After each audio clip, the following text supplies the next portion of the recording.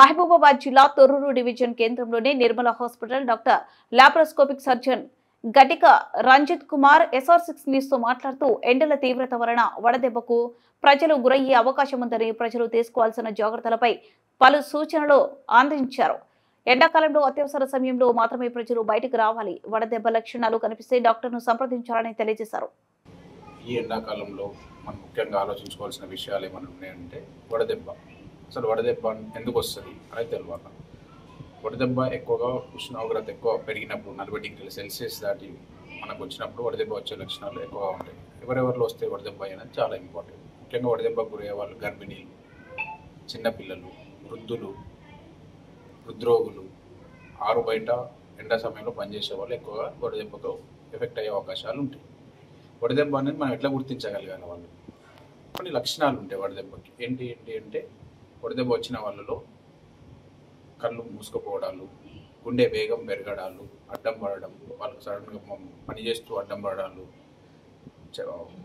వేడి మామూలుగా వచ్చిన జ్వరానికి అయితే 100 డిగ్రీల 102 డిగ్రీ సెంటీగ్రేడ్ వరకు వస్తుంది. వడదెబ్బతో వచ్చిన జ్వరము 100 డిగ్రీ సెంటీగ్రేడ్ పైన వస్తుంది. చాలా వేడితో కూడిన జ్వరము. దీన్ని అశ్రద్ధగా చేయగలిగితే అట్లే గుండె స్ట్రోక్స్ కూడా వచ్చి చనిపోయే అవకాశాలు, కోమాలకు పోయే అవకాశాలు ఎక్కువగా ఉంటాయి. సో ఆరు బయట దీనికి ఫస్ట్ ప్రికాషన్స్ తీసుకోవాల్సిన విషయాలు ఏంటి? మొదటగా మనం ఆరు బయట పనిచేసే వాళ్ళు వడదెబ్బ తాకిన లక్షణాలు మనకు కనపడ్డైతే ఫస్ట్ వాళ్ళు చల్లని నీడ ప్రదేశంలోకి తీసుకుపోవాలి. నీడ ప్రదేశంలో తీసుకుపోవాలంటే తీసుకువెళ్ళి ఉరికి ఉంచడం కాకుండా చల్లటి గుడ్డ, మొత్తం తడితో ఉన్న గుడ్డను వాళ్ళ కింద పరిచి వాళ్ళ బట్టలన్నీ వేసి తడిగుడ్డతో వాళ్ళంతా ఒక 15 నిమిషాలు తుడిస్తే కొంతవరకు ఉపశమనం లభించే అవకాశం ఉంటుంది. దాని తర్వాత అప్పటికి కూడా వాళ్ళ టెంపరేచర్ ఇంకా ఎక్కువగా ఉంది, తీవ్రత ఎక్కువగా ఉంది అనుకుంటే మనము తడభాగంలో, మెడ చుట్టుపక్కల, మన భుజాల కింద, గజ్జల్లో తడితో కూడిన గుడ్డలను పెట్టడం వలన వాళ్ళలో హీట్ తగ్గే అవకాశాలు ఎక్కువగా ఉంటాయి. అప్పటికి కూడా వాళ్ళు కోలుకోలేదంటే సమీపంలోని ఆసుపత్రికి వెళ్ళాలి. అసలే వడదెబ్బ రాకుండా తీసుకోవాల్సిన జాగ్రత్తలు ఏంటంటే నాలుగులో తీవ్రంగా ఇంకా గమనించాల్సిన వాంతులు, విరేచనాలు, తీవ్రమైన జ్వరం ఉంటుంది.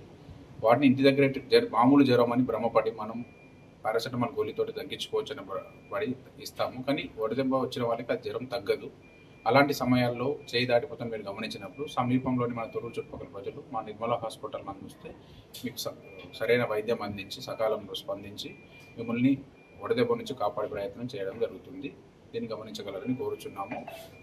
ఎండకు వెళ్ళేవారు మాత్రం తప్పనిసరిగా సన్ గ్లాసెస్, టోపీ, రుమాలు ఇవి ధరించుకుంటూ మన ప్రభుత్వ ఆసుపత్రులు, అంగన్వాడీ సెంటర్లు వాళ్ళంతా కూడా ORS ప్యాకెట్లు విరివిగా ఎండాకాలంలో ఆ ప్రోగ్రాం కింద పంచడం జరుగుతుంది. వాటిని సద్వినియోగం చేసుకొని మీరు ప్రయాణం చేసేటప్పుడు మీ 1 లీటర్ బాటిల్లో వాళ్ళు ఇచ్చే ఒక ప్యాకెట్ని కలుపుకొని కాక మీరు ప్రయాణం చేసేటప్పుడు ఆ వడదెబ్బ తాకకుండా ద్రావణాన్ని ఎప్పుడూ గంటకు 2 గంటలకు 200 ml 300 ml తీసుకున్నట్లయితే పూర్తిగా నివారించుకోవచ్చు. అసలు రాకుండానే ప్రయత్నం చేయవచ్చు. ORS ప్యాకెట్లను పూర్తిగా సద్వినియోగం చేసుకోండి. ఎవరైతే ఉపాధి హామీ పథకం కింద పనిచేస్తున్నారో ఫీల్డ్ సెంటర్లలో వాళ్ళకి ఎక్కువ గురయ్యే అవకాశం ఉంటుంది కాబట్టి ఆ సెంటర్లలో కూడా గవర్నమెంట్ వాళ్ళు ORS ప్యాకెట్ సప్లై చేస్తున్నారు. కంపల్సరీ ప్రతి పనికి వెళ్ళిన వారు నీళ్ళలో ORS ప్యాకెట్ పని చేసినప్పటికీ కూడా వడదెబ్బ తాకకుండా కూడా తీసుకుంటే ముందుగానే నివారించుకోవచ్చు. ఒక 2 గంటలు కంటిన్యూస్గా పనిచేయకుండా 1 గంట పనిచేసి మళ్ళీ 10 నిమిషాలు నీడ ప్రదేశం రెస్ట్ తీసుకొని మళ్ళీ పనిచేయడం వల్ల పూర్తిగా నివారించే అవకాశం ఉంటుంది. వడదెబ్బకు గురవ్వకుండా సద్వినియోగం చేసుకుంటాం. ఒకవేళ తీవ్రత ఎక్కువ ఉంటే మాత్రం ఆసుపత్రి